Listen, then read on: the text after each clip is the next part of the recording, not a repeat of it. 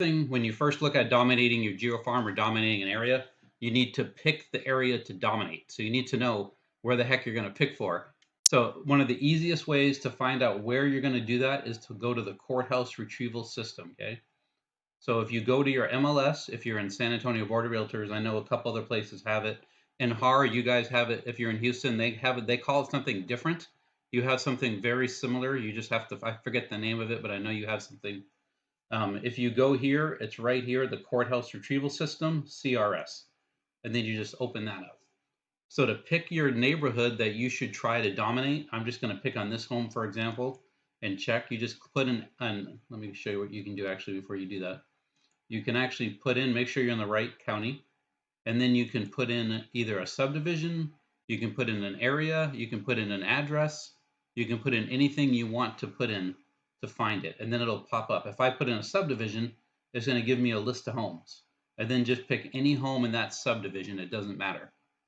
Okay, and then once it loads up at the top, you're going to go to facts and figures, and then once you click facts and figures, you're going to go here to subdivision info and open subdivision info. Okay, and you can see in this subdivision, they have, this is a newer subdivision, so they have a 2-year turnaround. There's only 236 homes right here, and the average price is $240,000. Because this is a newer subdivision in St. Hedwig, I probably wouldn't do this subdivision because it doesn't have enough equity for people living there to be able to sell their homes and to dominate that to get listings better in that subdivision.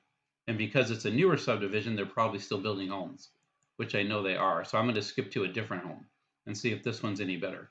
I hope it's a better example. So if you click here again, you click on any property, facts and figures, subdivision info, and then it'll pop up. So this one's a little bit better. It's about 3 to 4 years, and it has 590 homes, and there's 346 people of last 2 years for the average price, I mean, in that area. So this isn't a bad subdivision if you were looking to geo farm an area. You want to pick something that has anything between, I like to do between a 3 to 8 to 10-year turnaround. I like to base it on turnaround. A good example is this sheet right here. I put together this myself, pulling all the San Antonio subdivisions, and I can look here and see what the turnaround is when I do my geo farming, and then I can pick the homes. So like right here, Foster Meadows, this is a low price, so I probably wouldn't do that price. But I like the amount of homes here in Estonia. That's a great one. It's around a 260, 280 area. Right now, that's a really hot spot to sell and buy, and has a 5-year turnaround. So that would give me some really good people to work with. Or if you want more than that, like I highlighted this one for an example in Encino Ridge. This is 230, 250, has a 6-year turnaround, 260 homes. That'd be a great one. Also, this one right here, Canyon Crossing, is a little low, but if I wanted to pick first-time home buyers, that would be the subdivision I would pick because it has a low, 190 to 200,000 for the first-time home buyer subdivision. So you want to have some data to work with, and then you can go through and see. I like to get subdivisions that have at least 6 to 700. Like Mustang Valley, I've worked that one before. That's a pretty good one, even though it's a lower price point. And then this one, Layout Canyon, is a good one. I've worked that one before. But I like ones like this, where it has over 1,000 homes. But this is a lower price, so I probably would skip that one, even though I have the volume. So you have to balance. Do you want to have easy sales and get first-time home buyers or flippers? This would be the subdivision I would focus on that, because if the average price is 120 to 150, that would be your price point for that subdivision. So first you want, let me see if anyone sent me. Okay, Laura, let me send it with you. So for that subdivision, I'd want to be able to pick the subdivision you're picking at. Let me just share this real quick. I'll have it shared through. So then once you pick your subdivision and you know kind of which one you want to do, then you want to try to find either a mailing list or something like that, or something for that subdivision. So the easiest way to do that, let's just pick one easy, and we'll look for Canyon Crossing. That one's fine. And if I pick Canyon Crossing, let me find out where that is in San Antonio. I'm just doing a Google search for that subdivision. So here's Canyon Crossing subdivision. And then if I just pick it, I want to just find, like, I'm looking for a zip code is what I'm looking for. I want to pick all the homes in that zip code. So if I'm pulling a Canyon Crossing right now, and it's like, this is one of the homes right there. I don't care what the address is because I'm not really doing anything. I just want a zip code of this home. So once the home opens, I know it's 78252. So I'll be back in my CRS. At the top, I'm going to go to prospecting. Okay. And then once I go to prospecting, I'm going to look for boundaries, go to zip code, and then I'm going to be at 78252. So again, prospecting, boundaries, zip code, I find 78252. Here it is right here. And then I'm going to update. And then it's going to show that zip code because I'm targeting that zip code. Now I can only get 5,500 mail outs at one time. So I'm seeing this right here at 5,500 plus.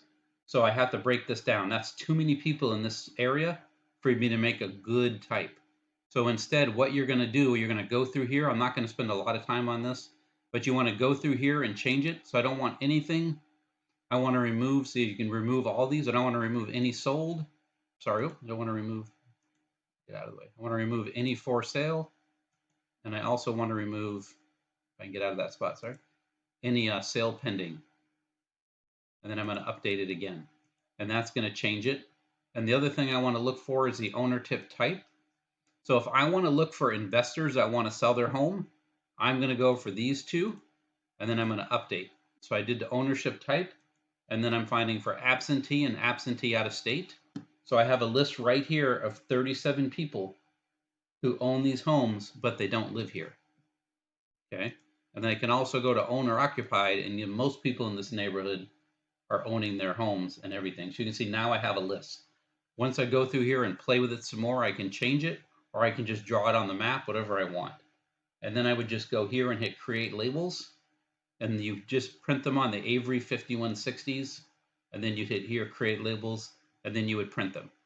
Okay, so once you find your area, you download it. I'm just going to show you what it would look like when it pops up. Once you pick it and you download it, you see they're very simple mailing labels. They pop right into your printer. You just print them and put them right on an envelope, and they just peel off and you just stick them on the envelope. And then I do the same for my return labels. And then I have a whole bunch, a couple pages right there to send out for that week. And then you'll be able to do that and knock it out. So that's where I'm looking right here. You'd want to pick a neighborhood, make some labels, and you want to send out about 200 letters a month. So if you're not sure what letters to send out, I put it into the Google Drive. I'm going to share this real quick again. And in the Google Drive, it says right here where it says mail out letters. So you're just going to open mail out letters. I gave you a bunch of different options. I think 2, 4, 6. I gave you 9 different type of letters you can mail out, or I should say 8 letters you could mail out. And this is what you would make if you had like a template. I made this when I had a magazine to drop in people's neighborhoods. This is like a rough template when I was looking for military buyers for my magazine template that way. And then I had this template made out here. And see, new to I put JBSA Joint Base San Antonio, just received orders, make this easy, and then a one-stop shop, and then I had it all breaking down. And then I just printed this off and put it as a big sticker, and brought the stickers and put them on the outside of my pamphlets. So that's something you can do if you didn't want to do mailouts, or you can do that as well for different mailouts, okay? And I always recommend if you do the courthouse retrieval and do the mailouts like that, you want to pick about 200 letters and do it once a month. You can also do these for door hangers as well, okay? So if you do them for door hangers, you can also pick, so you wouldn't want to do the same thing every month, because you already know when you dominate a neighborhood or dominate a subdivision, you have to do something different every month. If you do the same thing every month, you're not going to own that subdivision because you're going to be stale. So you have to be different to dominate your geo area or your subdivision or your zip code or whatever you're trying to get. So after you do this once a month, maybe, I do it like I usually send out 200 letters every 3 to 4 months so that it's fresh, people see it, but I'm not in their face all the time with my letters or postcards. If I do this 2 to 3 times every other 3 to 4 months. Now for my door hangers, I don't want to just hang up a cheesy door hanger. I want to do a decent one. So for my door hangers, I go to my KV Core and I go to my website, which if you're in KV Core, the top right, click on your name, go 3 down, click on the world, that's your website. And then at the top right here on your website, it says sell. And then if you click sell, it's going to open up. and it's going to show you a link here where people can get an instant CMA on their website. So once you have that instant link there for your CMA, you're going to copy that, and then you're going to make a QR code. I did this a little bit last time real quick, but it's really important. And then you just go to QR Monkey, which is an easy way to make a QR code. And right here, you're going to paste this is my link right here for my free value. And then I hit create a QR code. And then it's right there ready to go, and then make it instantly. And then I can just download the QR code. The internet's a little slow with the bandwidth we're using, so. And then once I have that up and I have my QR code downloaded, I'm going to go to Avery. You can see there's my QR code finishing. I go to Avery, and you can do two things here. You can design your own templates. Let me show you the template name here. If it loads, here we go. So here is your templates here. So you can design your own templates. And if you design your own, I had a lady in my class who designed a really nice one. And in one weekend, she got 55 listing leads for her geo farm that she was trying to dominate because she took the time to design it. So all you do, this is my QR code that I'd get from right here if it ever finishes. Having trouble with their website, I think. And there it is. And I would just try that one again. And then it would dominate. And then I would download. And then I would just drop it in here as a picture and put my QR code. And then you would make this a prettier picture, not the ugly brown. And it would say something like, would you sell your home for the right price? Scan here to get your instant value. You'd probably want to put maybe your picture in here. You know, you could have a pretty picture. If you're nice looking, put it in there. If you're scary, don't. You could put some like pretty flowers, vines like that. I'm just being straight up. People like pretty people. So if not, steal your friend's pretty picture and put it in there. And have something pretty in there so they look nice to get attraction. And then once you see that, when it has like that finger pointing, they'll scan that with their QR code. And then that QR code is going to open up right here. They'll put their address in without thinking about it. And then you'll get their address as a lead, and they'll put in a CMA, and then you'll catch them as a seller lead. Okay, so it's that simple. Now, if you want to get free door hangers, then I recommend, now this is again is 16150 is the Avery code. If you want the free door hangers, then you can use, let me leave this real quick. You can use these door hangers when it opens. Come on. Right here. This is the same size as your business card. And then you would just open up this Avery template. You would, instead of spending all your money on business cards, you can get like 100 of these for like 10 bucks. And then you just print them off. And the same QR code right here for your seller squeeze page. Would you sell your home for the right price? Get your value here. And instead of the door hangers that you can get free that I'm showing you here, like you can get them from America's Preferred Home Warranty, First American Home Warranty. You can call her, she'll make them for you and get them for free. With a place to put your business card. You would just stick your sticker on there. So people see it, they don't try to call, they just scan the QR code instead on the business card. And this is what they scan in order to go through. And once they scan that QR code, it'll go through and it'll take them right to your website and you capture them at a lead. And all you do, so this would cost you maybe 10 bucks for 100 or 200, whatever it is. It's quite a fee you get for very inexpensive. And then all you do is make your sticker card, put it on your door hangers, and then you hang those door hangers. And that's what you do another month, okay? So remember, every 3-4 months, you're sending out 200 letters. Another month, you would send out door hangers. I like to say, and I put even the door hanger numbers in here, the Avery codes. I like to do the seller QR code and put it that way. And then that would be another thing you would do per month. And you can see right here, I say also 200 per month here. For door hangers, I would do 200 per month on your target neighborhood and do that right there. Now, the other thing you want to do every 3 months or 3 or 4 months is you want to do some kind of event or a block party. Okay. I have Michelle in here. She's a lady I worked at AMCAP before. Her broker has like a sleuth, which is like you can pretend to mine for gold for the kids and stuff. And it's cold right now, but in the summer when it's hot, it's a really fun activity because they have actually running water. You put fake gold in there, fake arrowheads, fake dinosaur bones, and the kids find it by pretending the sleuth. And then while the kids are playing, having fun in the water, they actually are there. You're there with a tent talking to the parents about buying or selling their home. And this could be something you could do every 3 to 4 months. You could have food trucks come in at the same time. You could turn this into a great event. And you'd be known for very, very inexpensive, because it wouldn't cost you anything to invite a food truck. And if you wanted to pay for the first 50 meals, you could, whatever you want to do to get something back to people. Okay. You should also be doing an open house at least once a month in that same neighborhood. Even if it's not your listing, gets permission and do open houses in that neighborhood. And then you can also go here. Oh, this is not Capital. This is actually Envision. Sorry. The wrong title company. They would have laughed at me for that. If you get newsletters and postcards, you can call Holly Chandler at Envision Title. She'll help you develop those or assign them. And then you can send out newsletters or postcards to the areas, and you can build those in different places. You can get them that way as well. You should also build a Facebook group. Like I live in Napa Oaks towards Bernie. You should build a Facebook group for your neighborhood. You probably have one, but it's probably crappy and they don't do anything with it. So don't do like a crappy secret agent. Don't be a secret agent. Do a good Facebook group and put it in there. And then once you have a Facebook group in there, post something every day. Like the market rate, the interest rate just went down last week at the end of the week. So that would be a huge thing to post in your Facebook group. Hey, have you thought about buying or selling your home? The interest rates just went down. And then post a link in there. And don't only post real estate stuff. There's a thing called the 80-20 rule in business. You have to post 8 or so posts about fun things, activities in the neighborhood.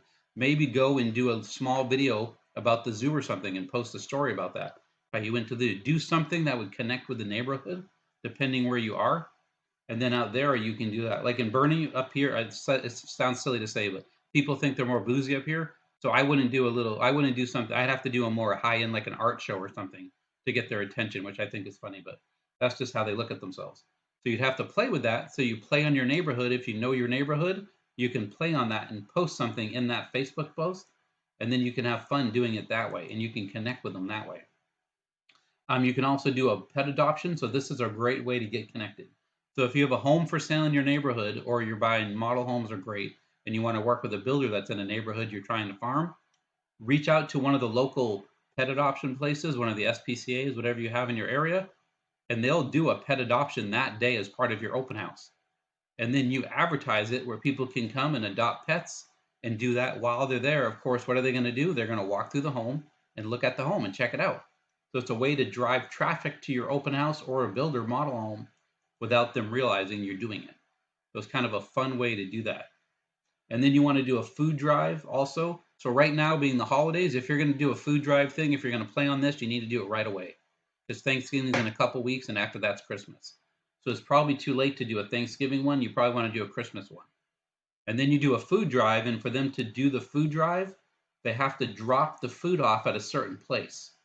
And when they drop it off, either like your model home, or you're going to do an open house, and everyone who drops off the food would be at a home for sale in your neighborhood.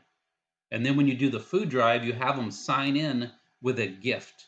And you have one of your builder partners or one of the lenders buy, like right now, like 55-inch TVs are like $300 or $400. They're very inexpensive. Get a really nice TV and have people who come in, they get a ticket and they have to sign their name, phone number, email, all that. And then they're entered a drawing for that ticket, for that prize. And where are you going to do the drawing for that prize? Of course, is that Facebook page, because that's tied back into that same thing. So your weekly post on that Facebook page that week would be the live video drawing of who won these prizes. And then go to your vendors and they would be the ones who give you the prizes. You shouldn't have to pay for any of these out of your own pocket. Okay? And of course, with back to school, that's going to be coming up after the holidays. You can do a school drive anytime. There's always teachers that need supplies. Right now, being in the middle of the school season, instead of a back to school drive, I'd probably call it a school supply drive. Something like that where you get supplies for certain ages. And especially if your kids are in school, this is a great way to get into the school and meet the teachers and share that you're a realtor. Some of them may be, but that's okay. And share the programs that are out there for teachers, where they have those special grants for teachers and the first responders. You could use that by doing a back to school drive. Nextdoor is great. If you guys aren't part of Nextdoor, then go ahead and make sure that you're part of Nextdoor. You join your area and you can build your own group in Nextdoor. Here in my Nextdoor, I didn't realize that till too late, and 2 other realtors had already done it. So I'm kind of behind the curve on my side, but it's okay. They did a good job and their groups are really good. They're getting a lot of traffic, and a lot of people know them because they post in their Nextdoor group talking about posting in realtor and all the neighborhood and the market and they're doing a great job. And then you post about this. Again, the 80-20 rule, 8 to 10 posts, doing that like that. And then if you want to try to get like all buyers and sellers in like a bigger area, you can either do some Google ads or you could focus on some Facebook ads as well. Either one of those could pick a bigger area. Google, you can be a little bit more targeted. Facebook, the minimum is 20 miles. And then you'd have, or 15 miles, 15 miles of your area. And then you can't target down because it's a protected category in Facebook. But in Google, you could target an actual neighborhood and then you'd just be paying for pay per click. And then it's just a little more complicated setting that up and getting the Google ads running like that. Okay. And then that goes through. So again, you see you have 1, 2, 3, 4, 5, 6, 7, 8, 9, 10. There's 10 things here you can do to dominate a subdivision. So I gave you, if you do one of these per month, and of course, some of these are going to go through. The block parties, you can do twice a year. That puts you at 12. Your door hangers, these are done every other month or every month. Some of these you're going to split, and then these certain groups of Facebook is a nonstop.